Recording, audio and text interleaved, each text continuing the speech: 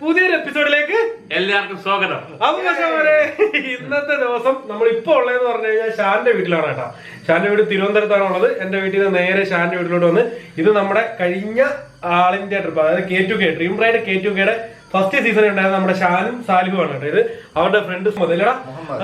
അപ്പം മച്ചാമാരെ നമ്മളിപ്പം ഷാന്റെ റൂമിലാണ് ഉള്ളത്. ചെറിയ ഒരു യാത്രയുടെ തുടക്കമാണ് അല്ലേടാ സാറേ?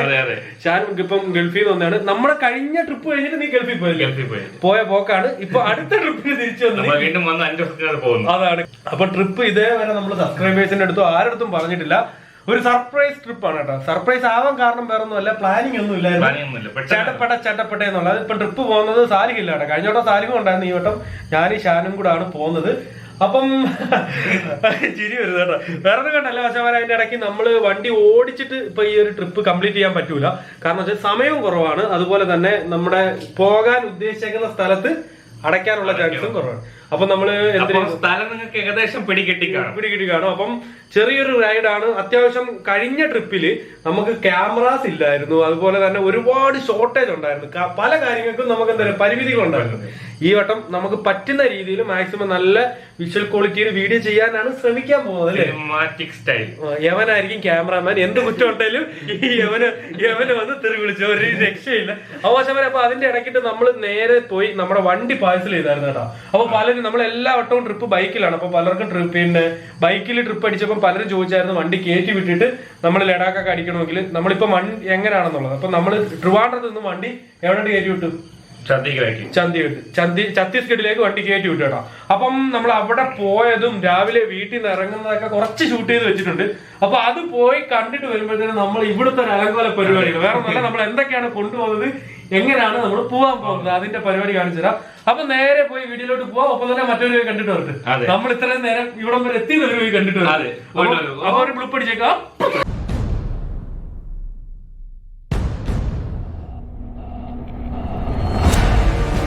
പോയിട്ട് വരാം.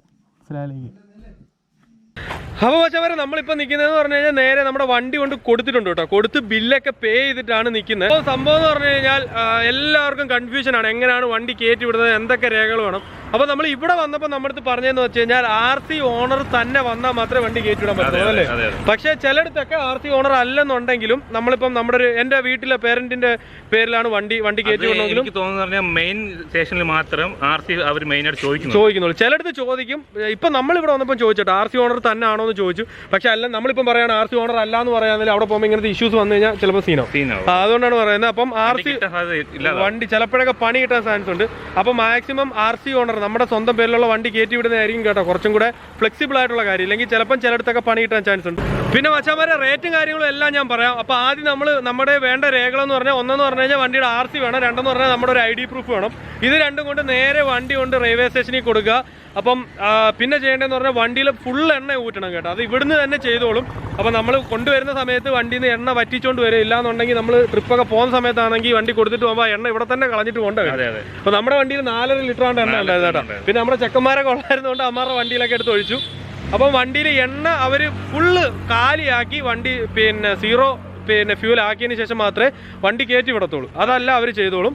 പിന്നെ റേറ്റ് എന്ന് പറഞ്ഞാൽ വണ്ടിയുടെ തൂക്കം അനുസരിച്ചിട്ടാണ്, വണ്ടിയുടെ വെയിറ്റ് അതനുസരിച്ച്. പിന്നെ നമ്മളെ വണ്ടിയുടെ ബ്രാൻഡ് അനുസരിച്ചും അതിനനുസരിച്ച് പിന്നെ നമ്മള് വണ്ടിക്ക് ഒരു വാല്യൂ വെക്കണം. അതായത് ഇപ്പം നിങ്ങളെ വണ്ടിക്ക് എത്ര മിക്സിംഗ് ആയ അതിനനുസരിച്ച് പൈസ. അത് ഇൻഷുറൻസിന് വേണ്ടിയിട്ടാണ്. അതായത് നമ്മുടെ വണ്ടിയുടെ എത്ര വാല്യൂ എന്ന് വെച്ച് കഴിഞ്ഞാൽ അതിപ്പോ 10,000 വെക്കാം, 1 ലക്ഷം വെക്കാം, 2 ലക്ഷം. നമ്മുടെ ഇഷ്ടത്തിന് അവർ ചോദിക്കും. വണ്ടിയുടെ വാല്യൂ നമ്മൾ എഴുതി കൊടുക്കണം. നമ്മുടെ വണ്ടി 2 ലക്ഷമാണ് വെക്കുന്നതെങ്കിൽ, അതായത് 2 ലക്ഷം രൂപയുടെ വണ്ടിയാണെന്നുണ്ടെങ്കിൽ 2,000 രൂപ, അതായത് 1%. 1 ലക്ഷമാണ് നമ്മൾ വെക്കുന്നതെങ്കിൽ 1000 രൂപ, അത് ആ ഒരു എമൗണ്ട് ആവും. പിന്നെ നമ്മുടെ ടോട്ടൽ ആയേക്കുന്നതെന്ന് പറഞ്ഞു കഴിഞ്ഞാൽ ഇപ്പൊ നമുക്ക് വണ്ടി കയറ്റി വിടുന്നതിന് ആ എമൗണ്ട് കൂടാതെ 4,100 രൂപ ആയിട്ടുണ്ട് കേട്ടോ. അപ്പം ഇൻഷുറൻസ് പ്ലസ് 4,100. ആ 4,100 എന്ന് പറഞ്ഞു കഴിഞ്ഞാൽ നമ്മുടെ വണ്ടിയുടെ വെയിറ്റ് അനുസരിച്ചിട്ടാണ്. അപ്പോൾ ഹിമാലയം കയറ്റി വിടാനായിട്ട് നമ്മളിപ്പോൾ 1 ലക്ഷം രൂപയാണ് വെക്കുന്നതെങ്കിൽ 1000 രൂപ, 2 ലക്ഷമാണ് വെക്കുന്നതെങ്കിൽ 2,000 രൂപ പ്ലസ് 4,000. അപ്പോൾ അത്രയും രൂപയാണ് കേട്ടോ ഹിമാലയം കയറ്റി വിടാനായിട്ട് നമുക്ക് ആയേക്കുന്നത്. ഏകദേശം ആ കാറ്റഗറിയിലുള്ള വണ്ടിയൊക്കെ 3,500, 4,500 ആ ഒരു റേറ്റ് നിൽക്കുമല്ലേ. സംഭവം എന്ന് പറയുന്നത് ഇത് ബ്രാൻഡ്, അതായത് വണ്ടി ഇപ്പൊ ഹിമാലയൻ, അതായത് എൻഫീൽഡ് ആയതുകൊണ്ടാണ് ഇത്ര റേറ്റ് വരുന്നത്. ഇപ്പൊ യമഹയുടെ വണ്ടിയാണെങ്കിൽ ഇത്ര വരത്തില്ല. അവർക്ക് ഓരോ ഇതിന് പിന്നെ കിലോമീറ്റർ നോക്കും. നമ്മൾ ഇവിടുന്ന് കയറ്റി വിടുന്നത് കൊച്ചുവേളി ടു ചണ്ഡീഗഡ്, അതെല്ലാം അവർ തന്നെ കൂട്ടി കുഴിച്ച് നമുക്കൊരു ബില്ലിങ് തരും. കാര്യം പാക്ക് ചെയ്യുന്നതിന് വേറെ റേറ്റ് കൊടുക്കണം കേട്ടോ. 200-300 എവിടെ തൊട്ടാലും കാശാ. എന്തായാലും വണ്ടി ഇവിടുന്ന് കയറി പോകുമ്പോൾ 6,000 രൂപയാവും കേട്ടോ. പിന്നെ ഇൻഷുറൻസ് എടുക്കാതൊക്കെ 10,000 രൂപ എഴുതി വേണമെങ്കിലും കയറ്റി വിടാം. ആ ഒരു റേറ്റ് കുറഞ്ഞിരിക്കുക, 2,000 രൂപ കുറഞ്ഞിരിക്കുക. അതൊക്കെ റിസ്ക് ആണ്. പിന്നെ അതൊക്കെ നിങ്ങളുടെ ഇഷ്ടം. പിന്നെ ഇത്രയൊക്കെയാണ് കേട്ടോ. ഇനി പോയി ചായ കുടിക്കാം. ബാടാ സാലിക്ക് അവന്മാർ ഹെൽമെറ്റും പിടിച്ചോണ്ട് നമ്മൾ പറയുന്നതും കേട്ടോണ്ടിരിക്കുക കേട്ടോ. അവൻ വശമാരെ വണ്ടി ഇവിടുന്ന് ഇനിയിപ്പോൾ പാക്ക് ചെയ്യണം കേട്ടോ. നമ്മൾ അവിടെ ചെല്ലുമ്പോഴത്തേനും നമുക്കൊരു സ്ലിപ്പ് തരും. ആ ഒരു സ്ലിപ്പ് നമ്മൾ കാണിച്ചു കഴിയുമ്പോൾ നമുക്ക് വണ്ടി തിരിച്ച് കിട്ടുമല്ലേ. ഞാൻ എൻ്റെ കയ്യിൽ കിട്ടിയ നമ്മുടെ കഴിഞ്ഞ സാഡിൽ ബാഗും അതുപോലെ തന്നെ നമ്മുടെ സ്ലീപ്പിംഗ് ബാഗ്, പിന്നെ എൻ്റെ നമ്മുടെ ടാങ്ക് ബാഗ്, ഇത് ഇത്രയും കൊണ്ട് ഇങ്ങ് പോരുന്നു കേട്ടോ. അതിനകത്ത് കൈ കിട്ടി എന്തൊക്കെയോ കയറ്റിക്കൊണ്ട് ഇങ്ങ് പോരുന്നു. ഈ റൂം മൊത്തം അലങ്കോലമായിട്ട് കിടക്കുക. അതായത് നമുക്ക് കൊണ്ടുപോകേണ്ട സാധനങ്ങളൊക്കെയാണ് ഇതിനകത്ത് വെച്ചേക്കുന്നത്. പക്ഷേ നമ്മൾ ഇത്രയും കൊണ്ടുപോയി കഴിഞ്ഞ് കഴിഞ്ഞാൽ ഒരു ടിപ്പറിനകത്ത് പോകേണ്ടി വരും. അപ്പോൾ ഇതിനകത്ത് സാധനങ്ങൾ കുറയ്ക്കണം. സാധനം കുറയ്ക്കുക എങ്ങനെയാന്ന് വെച്ച് കഴിഞ്ഞാൽ 2 സാഡിൽ ബാഗ് 2 സൈഡിൽ, അതിൽ ഒരെണ്ണം അവനിക്ക് ഒരെണ്ണം എനിക്ക്, അങ്ങനെ വേണ്ട. ഇത് നമുക്ക് ഫുഡിന്റെ സാധനങ്ങൾ വേറൊരു കാര്യം എന്ന് പറഞ്ഞു കഴിഞ്ഞാൽ ഈ ഒരു ട്രിപ്പിനകത്ത് അവന്റെ മാസ്മരികമായിട്ടുള്ള ഇത് കാണും അല്ലേ സാലിയെ. അവന് ഗൾഫിൽ എന്താണ് പണി എന്ന് പറഞ്ഞു കൊടുത്തേ? ഷെഫാണ്. എന്ത് ഷെഫ്? അറബിക്ക് 3 വർഷം കൊണ്ട് അവൻ രാവിലെ തൊട്ട് വൈകിട്ട് വരെ ഉണ്ടാക്കുന്ന ഫുഡാണ് ഗൈസ്. ആ ഒരു അറബിയും അറബിയുടെ ഒട്ടകവും എല്ലാവരും കഴിച്ചോണ്ടിരിക്കുന്നത്. തമാശ പറഞ്ഞല്ലോ കേട്ടോ. അവൻ ഒരു അറബിയുടെ വീട്ടിൽ മെയിൻ ഷെഫാണ് കേട്ടോ. അവൻ ഉണ്ടാക്കുന്ന ഭക്ഷണമാണ് കഴിച്ചോണ്ടിരിക്കുന്നത്. അതുകൊണ്ട് ഈ ട്രിപ്പിൽ നമുക്ക് ഫുഡ് അവൻ തന്നെ വെച്ച് തരും എന്നുള്ള നിർബന്ധത്തിലാണ് കേട്ടോ. അപ്പൊ എന്തായാലും ഇൻഷാ അല്ലാഹ് നമ്മള് പിന്നെ വേറൊരു കാര്യം ഞാൻ പറഞ്ഞത്, നമ്മൾ ഇവിടുന്ന് കൊണ്ടുവന്ന സാധനം ഞാൻ ഇപ്പൊ എല്ലാവരെയും കാണിക്കും. അപ്പം ഫുഡ് ഉണ്ടാക്കിയില്ലെങ്കിൽ ഈ കൊണ്ടുപോകുന്നത് ഇത്രയും നമ്മുടെ അധികം സ്പേസും പോവും, നമ്മുടെ കഷ്ടപ്പാടുമാണ്. എന്തായാലും ചെറിയ ചെറിയ കുക്കിംഗ് ഒക്കെ നമ്മൾ പരീക്ഷിക്കുന്നുണ്ട് കേട്ടോ. അതെല്ലാം യവന്റെ ചാനലിൽ വരും.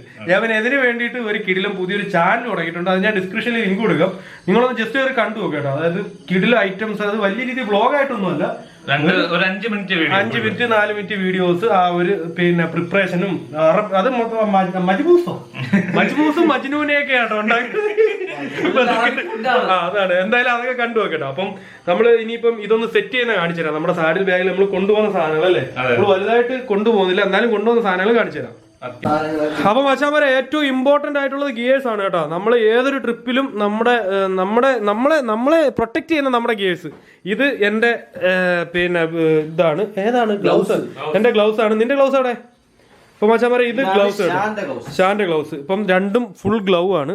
അപ്പം ആ ഒരു കാര്യത്തിൽ പ്രൊട്ടക്ഷൻ സെറ്റ് ആയിട്ടുണ്ട്. പിന്നെ നീപ്പാടാണ് കേട്ടോ. നീപ്പാട് കാലിൽ വെക്കാനുള്ള നീപ്പാടുകൾ കാര്യങ്ങളെല്ലാം സെറ്റ് ആയിട്ടുണ്ട്. പിന്നെ ജാക്കറ്റുകൾ കാണിച്ചേ. അപ്പോൾ മച്ചാമാരെ ഇത് നമ്മുടെ പഴയ റോയൽ എൻഫീൽഡിന്റെ ജാക്കറ്റാണ് കേട്ടോ. അത്യാവശ്യം നമ്മുടെ ലഡാക്ക് ട്രിപ്പ് അടിച്ച ജാക്കറ്റാണ്. കിടിലം പ്രൊട്ടക്ഷൻ ആണ് അല്ലേടാ. പിന്നീട് നമ്മുടെ പുതിയ ഒരു ജാക്കറ്റ്, സത്യം പറഞ്ഞു കഴിഞ്ഞാൽ ഒരു റിവ്യൂ ഒക്കെ എടുക്കണമെന്ന് പറഞ്ഞിട്ടാണ് കേട്ടോ മേടിച്ചത്. സ്കിമുലറിന്റെ ഒരു കിഡിലോസ്കി ആയിട്ടുള്ള ജാക്കറ്റ് നമ്മൾ എടുത്തിട്ടുണ്ട്. പോകുന്ന വഴി പറ്റുവാണെങ്കിൽ നമ്മൾ റിവ്യൂ ഒക്കെ ചെയ്യാം. അത്യാവശ്യം ലെവൽ 2 പാഡിങ് ഉള്ളതാണ്. ഇതിന്റെ തെർമലും റെയിൻ പാടൊക്കെ ഉണ്ട് കേട്ടോ. അതെല്ലാം ഇളക്കി വെച്ചേക്കാണ്. അപ്പം ഇത് നമ്മുടെ ജാക്കറ്റ്. ഇതെല്ലാം നമ്മൾ ട്രെയിനിൽ പോകുന്നതുകൊണ്ട് ഇതെല്ലാം ഒരു കവറിലാക്കി കൊണ്ടുപോകേണ്ടതാണ് കേട്ടോ. പിന്നീട് നമ്മൾ ഈ വട്ടം ടെന്റ് അടിക്കും അല്ലേടാ. കിടിലമായിട്ട് നമ്മൾ ടെന്റ് അടിക്കും. അതിന് ഡെക്കാത്തലോണിന്നല്ലേ മേടിച്ചേ? ഡെക്കാത്തലോണിന്ന് ഒരു ടെന്റ് മേടിച്ചു. ഇത്രയാണ് കേട്ടോ ഗിയേഴ്സ്. പിന്നെ നമ്മുടെ ടെന്റ് ഉണ്ട്, പിന്നെ സ്ലീപ്പിംഗ് ബാഗ്. നമ്മൾ കഴിഞ്ഞ വട്ടം ഇതേ കണക്ക് ഒരു വീഡിയോ ഈ സ്ലീപ്പിംഗ് ബാഗ് ഉണ്ട്. പക്ഷെ ഇത് നല്ല രീതിയിൽ പ്രയോജനപ്പെട്ടു. എനിക്ക് ഓർമ്മയുണ്ടോ എത്ര പെരും തണുപ്പത്ത് ഇത് ഇതിനകത്ത് ഇറക്കണം പറഞ്ഞ എന്നെ രക്ഷിച്ച സാധനമാണ്. ഇത് നമ്മള് എന്തായാലും ഇതും കൊണ്ടുപോകും. ഇത് ഇത്രയാണ് നമ്മൾ കൈ കൊണ്ടുപോകേണ്ട കാര്യങ്ങൾ. പിന്നെ വണ്ടിക്കകത്ത് ഇതൊക്കെ എങ്ങനെ കെട്ടി, ഇത് ഗിയേഴ്സ് എല്ലാം നമ്മുടെ പെറത്തായതുകൊണ്ട് കുഴപ്പമില്ലല്ലേ. ഇത് ഈ ഒരു സാഡിൽ ബാഗിനകത്ത് നമ്മുടെ പാത്രങ്ങൾ സെറ്റ് ചെയ്ത് വെച്ചേക്കാണ്. ഇത് ഇനി തുറക്കുന്നില്ല. ഇതിനകത്തുള്ളതെന്ന് പറഞ്ഞാൽ ഒന്ന് പിടിച്ചേ. ഇതിനകത്തുള്ളതെന്ന് പറഞ്ഞു കഴിഞ്ഞാൽ ഇത് ഫുള്ള് സെറ്റ് ചെയ്ത് വെച്ചേക്കണം കേട്ടോ. ഒരു അടുപ്പുണ്ട് കേട്ടോ. അത് എന്താണെന്നുള്ളത് നമ്മുടെ വരും വീഡിയോയിൽ കാണും. ആ അടുപ്പ് എങ്ങനെയാണ് നമ്മൾ ഒരു പിന്നെ ക്യൂരിയോസിറ്റി കിടക്കട്ടെ. ആ അടുപ്പ് എങ്ങനെയാണ് പ്രവർത്തിക്കുന്നത് എന്നുള്ളത്. പിന്നെ എന്താ ഒരു പിന്നെ മാഗി ഉണ്ടാക്കാനും മുട്ട പൊരിക്കാനൊക്കെ ഒരു ആ പാത്രം ഇതിനകത്താ. ഒരു തവയുണ്ട്. പിന്നെ എന്റെ 2 ഷർട്ടും കീറിയ 3 നിക്കറും പിന്നെ 3 ടീഷർട്ടും ഒരു പാന്റ് പോലും ഇതിനകത്തില്ല ഗൈസ്. ഒരു പാന്റ് പോലും അത് മേടിക്കും. അപ്പൊ ഞാൻ ഉദ്ദേശിക്കുന്നതെന്ന് പറഞ്ഞാൽ ഒരു കാർഗോസ് പോകുന്ന വഴി 1-2 കാർഗോസ് മേടിക്കാൻ കേട്ടോ. അതായത് ലഗേജ് നമ്മുടെ തുണിയൊക്കെ വാരി വലിച്ച് കൊണ്ടുപോയിട്ട് കാര്യമില്ല. മൊത്തം ടൈമിലും നമ്മൾ ജാക്കറ്റിനകത്തല്ലേ. അപ്പൊ ഇത്രയാണ് ഈ ഒരു ബാഗിനകത്ത് വരുന്നത്. പിന്നെ ഈ ഒരു ബാഗിനകത്ത് ഷാന്റെ തുണിയും, ഏതൊരു ബാഗ്, ഈ ഒരു ബാഗ് ഷാന്റെ തുണിയും കുറച്ച് ഐറ്റംസ് ഒക്കെ ഇവിടെ വെച്ചിട്ടുണ്ട്.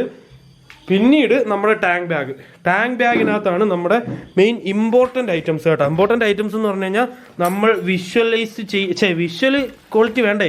അപ്പം ക്യാമറയുടെ അക്സസറീസ്, ചാർജർ, ഫോണുകൾ, അങ്ങനെ നമുക്ക് എളുപ്പം എടുക്കേണ്ട ഹാർഡ് ഡിസ്കുകൾ, അങ്ങനെ എടുക്കേണ്ട കാര്യങ്ങളെല്ലാം ഇതിനകത്താണ്.